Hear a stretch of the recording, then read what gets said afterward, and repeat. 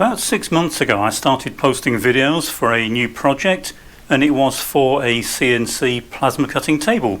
I haven't posted any videos apart from the first couple where I showed the general control system I intended to use, but I have been working on this on and off for the last 6 months. Unfortunately, I've been so busy through this summer that I haven't had much opportunity to post videos. And I decided not to post videos on the individual steps I was taking because although you can see I've machined quite a few of the parts, I did all this kind of out of sequence just whenever I was in the workshop and the machines were set up for other jobs.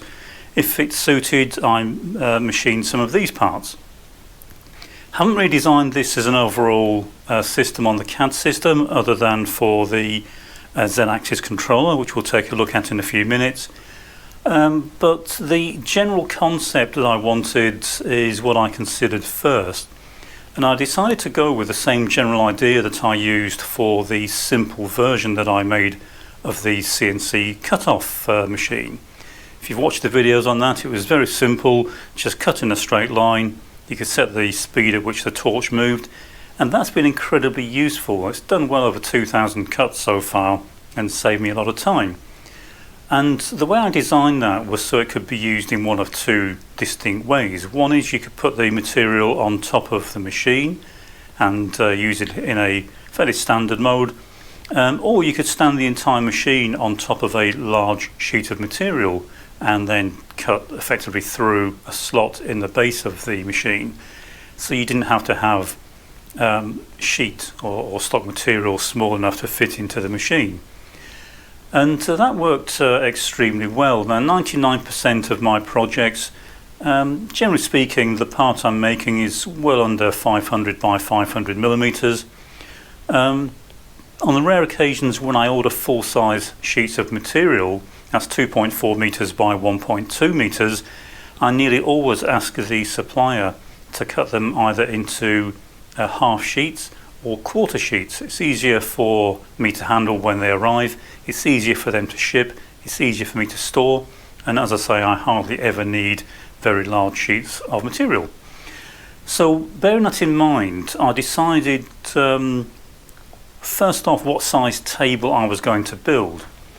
And initially I was going to go down the normal route of a 2.4 by 1.5 meter table, but I decided against that because it's very rare for me to need to cut anything that size, and although I've got quite a lot of workshop space, I didn't want it occupied by a machine that was really taking up 4 times the space it really needed to. So I decided to build this along the same general principle as the simpler version, and that is I could use it in 2 ways, either sit the material on top for quarter sheets or sit the entire machine on top of bigger sheets and effectively be able to cut down through it and use it that way. So that was the first decision I made, and that kind of influenced the overall design process. So with that in mind, I started doing various sketches, and although as we go through this, and I'll show you this as it gets assembled, and you might think it's a bit over-engineered, but this project is partly for fun as well as having a practical outcome, hopefully. And I decided to try a few things that were kind of interesting and that I've wanted to try in other projects. And so the first thing I did was to use the CAD system to design the Z-axis control. That's the mechanism you can see here that I've assembled. And then I started making other parts, but I haven't drawn those in the CAD system. And I've done this over quite a long period of time.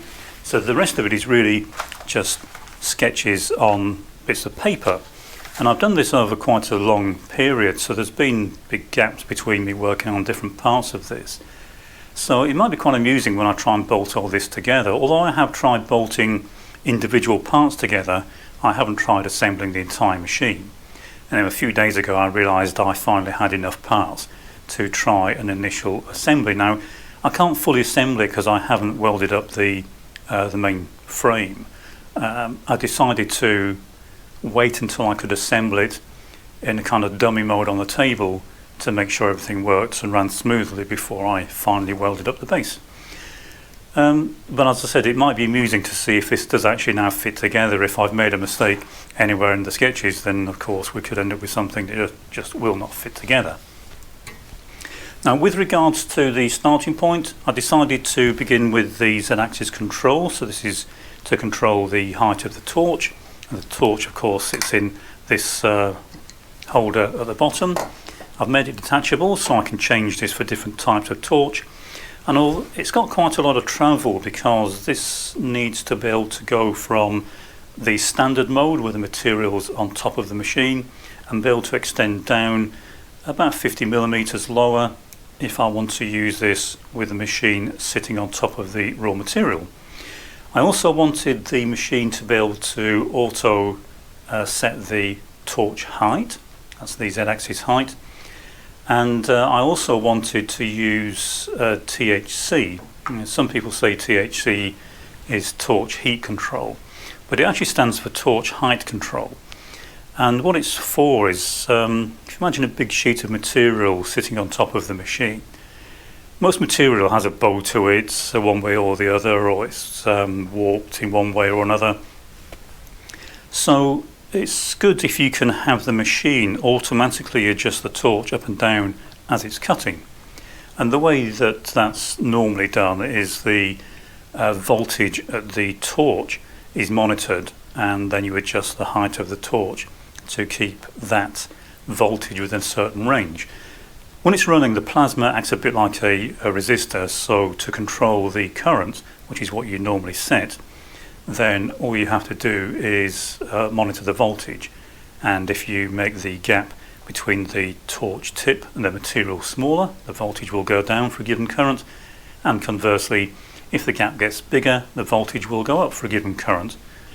Incidentally, if you are running one of these on a domestic outlet, 13 amp socket, and you've got a plasma cutter and you keep blowing the trip or the fuse, try reducing the gap between the torch and the material, because that will have a big impact on the power that the system is drawing.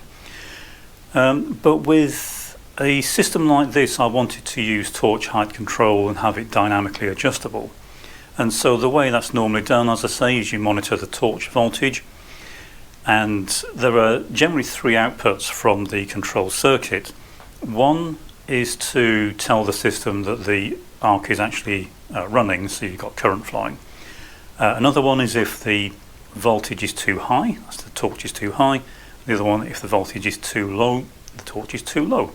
And there's some hysteresis between those two. And those outputs are fed into the controller, in this case Mach 3, which directly supports this feature. And it uses that to automatically adjust the Z-axis to control the torch height as it's cutting. Now, I was going to initially, when I first started planning this project over a year ago now, to make a small circuit that monitored the torch voltage directly and provided the outputs, a very simple pick or something like that to do that. But I've since upgraded my plasma cutter to a pilot arc type, and it's not quite as easy to do it with that because of the way the pilot arc system works. I did show the plasma cutter I was intending to use, and I bought for this in a previous video, but I've actually bought another one, and I'll explain why that is as we go through this series. And it really comes down to, firstly, the new plasma cutter I bought has proved to be so useful that I don't really want to take it out of service and have to keep swapping it between the CNC and manual. So I decided to get another one, and in that process made life a bit easier as well, but I'll come to that on a later video. So the first thing I wanted to do here was to design and make this. Now, you can buy these. I've got one here, in fact, that I have for a different project, a lot smaller, but you can get bigger versions of this.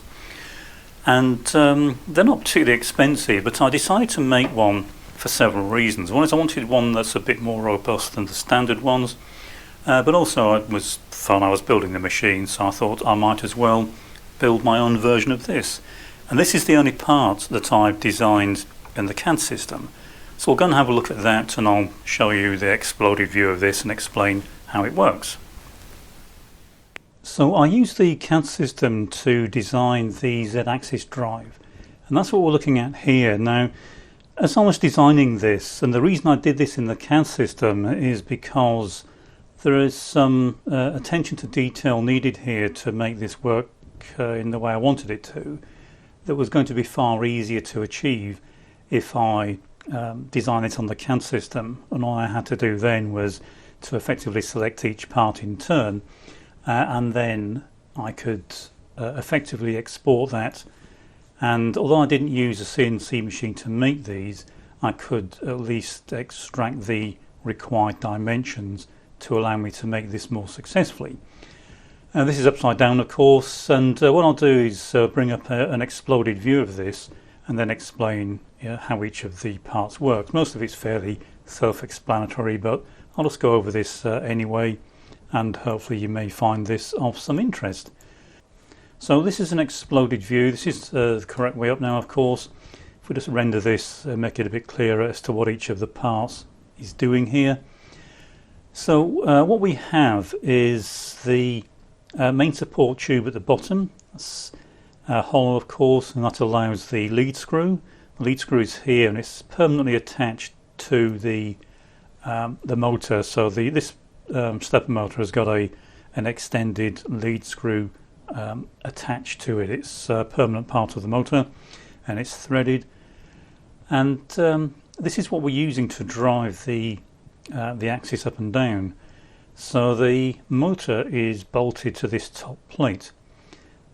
As this support moves up and down, the lead screw goes down into the hollowed out section, and this recessed part here is pressed into this block.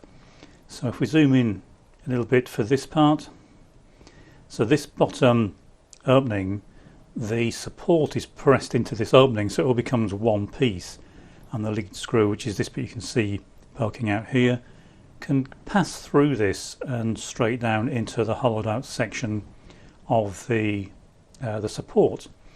This component here is the trunnion nut, so that's our nut that runs up and down the lead screw, and that is bolted to this component here. So that's this part, and it's bolted to the underside of this, so as the lead screw turns, this component that I've got highlighted here moves up and down the lead screw, and because this is sitting normally inside this rectangular opening, so this component would normally be sitting inside this. So as it moves up, it's going to hit this component on this face, and it's going to pull this up, and this is supported and guided by these two vertical guides, and they run on 4 brass bushes that are pressed into this block. So it runs up and down quite nice and smoothly, and it should have fairly good wear characteristics because we're running in proper bushes, and these are stainless steel ground rods. So that will allow the drive to pull the block up, and that will in turn, because the support, which is this, is pressed into it and permanently fixed to it, it will pull this guide up, and our torch support is actually bolted onto the bottom of this.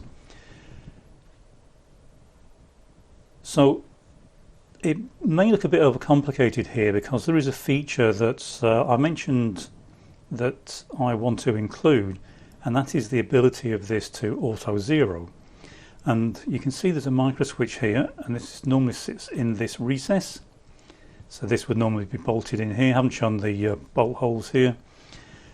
But when this switch is in its proper location, you notice there's a cutout on this component, which is this shoulder here.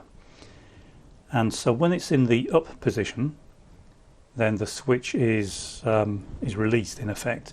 But if this starts moving down relative to this block, it will hit the switch lever and operate the switch.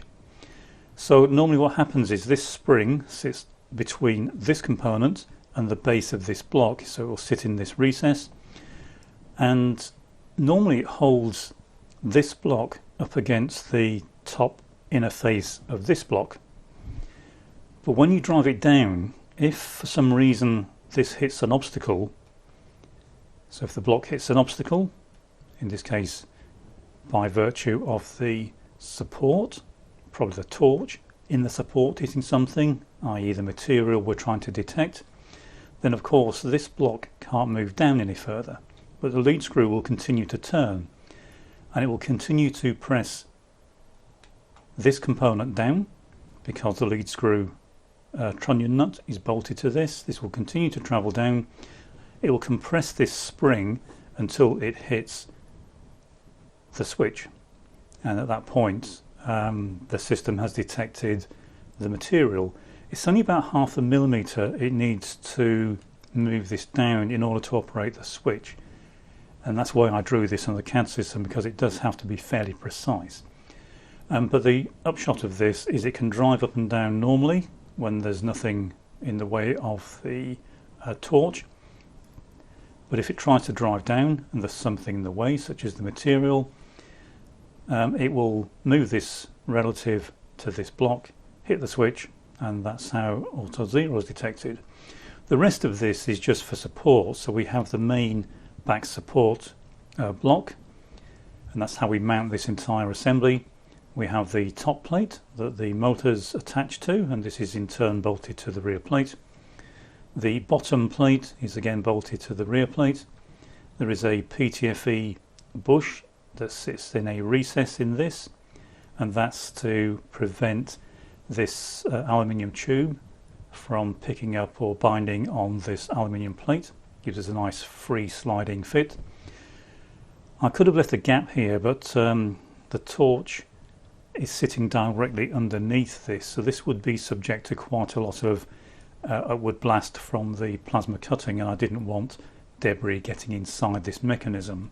There will of course be a cover on this when it's put together. That's what these holes are for.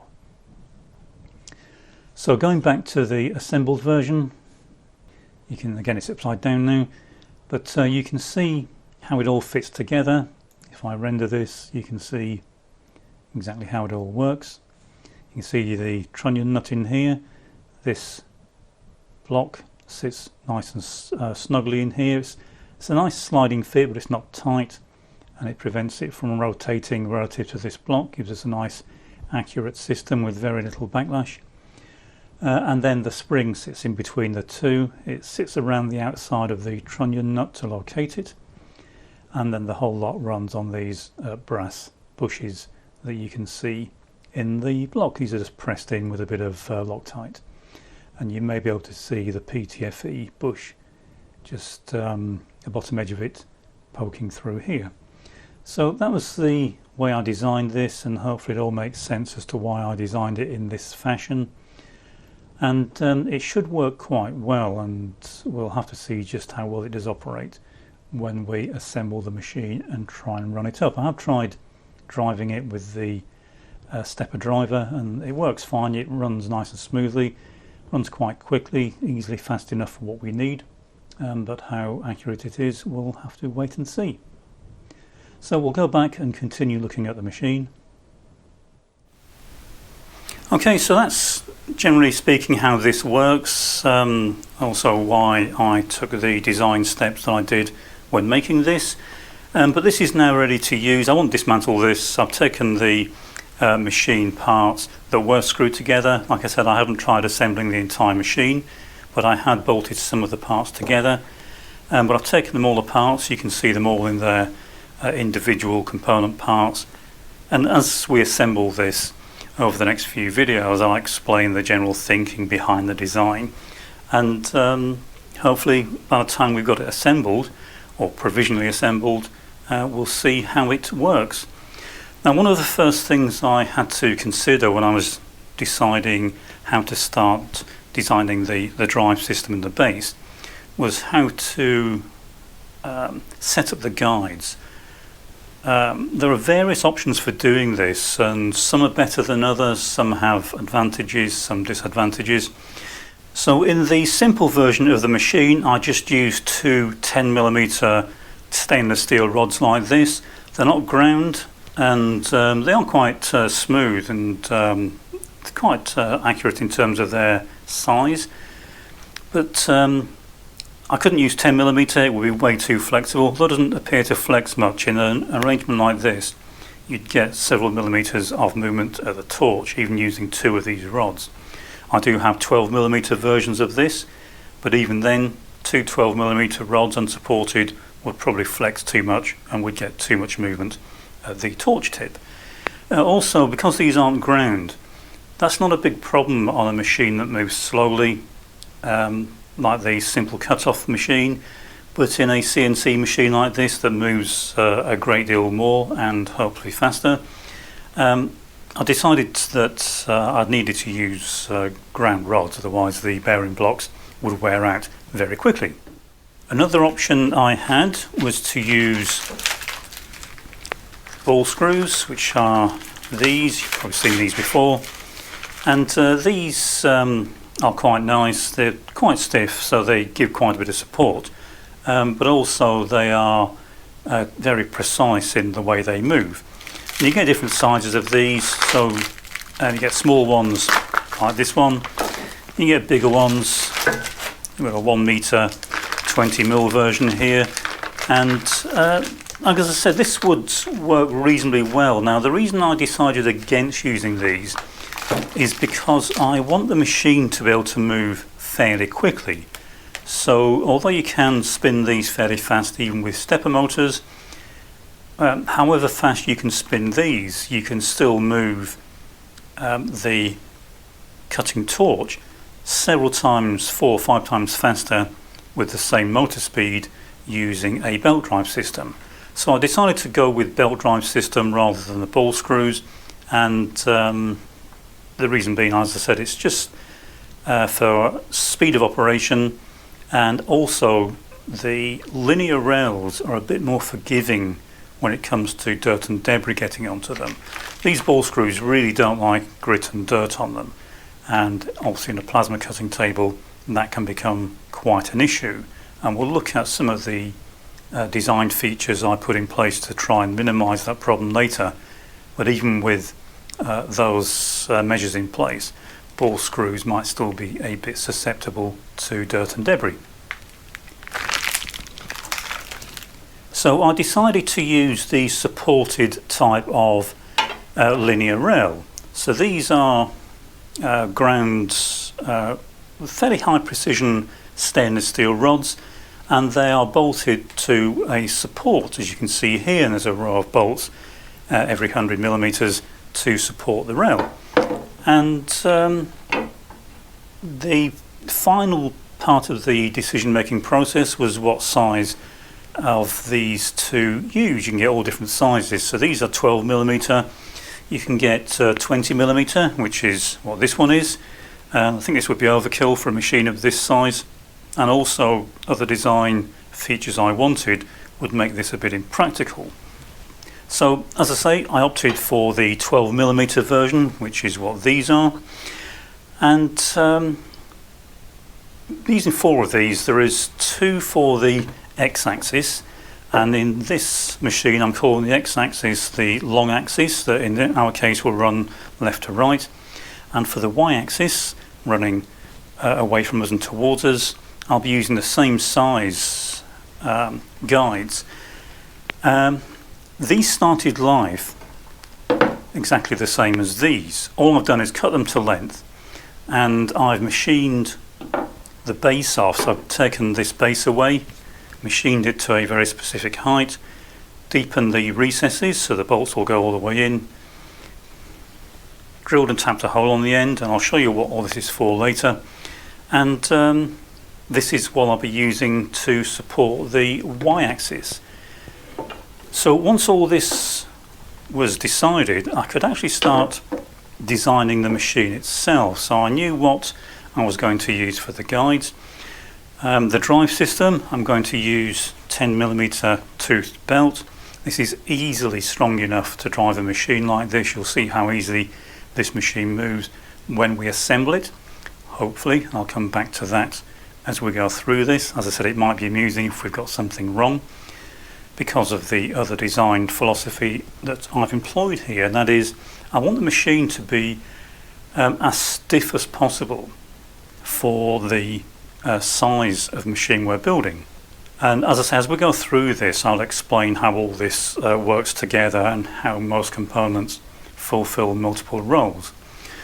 But that's it for this video. What we'll do in the next video is start actually assembling these parts, and I'll go through each of the parts and explain exactly what I was thinking when I was designing it, and what the general principle is for the way the machine operates and the way that the rigid structure was obtained using relatively light parts, and also some of the issues that you'll have if you try to make something like this. There are various problems that you'll encounter if you try and do something along these lines, but I'll go over those and how to get around them in the next video. As you can see, I'm filming this in a place I don't normally film. It's a bit dark in here, so hopefully you can see what I'm doing. It's too cold in the workshop, really. I don't want to have to heat it up to shoot the video. Also, the heating over there is fairly noisy, so it's just easier to do it over here in the warm. But hopefully you can see what I'm doing, and the lighting in here isn't too bad. If there's anything in particular you want me to cover as we go through this, or if I skip over something and don't properly explain it, then leave a comment. I'll go back and fully explain it. But in the next video we'll start putting this together and see if I've made any silly mistakes.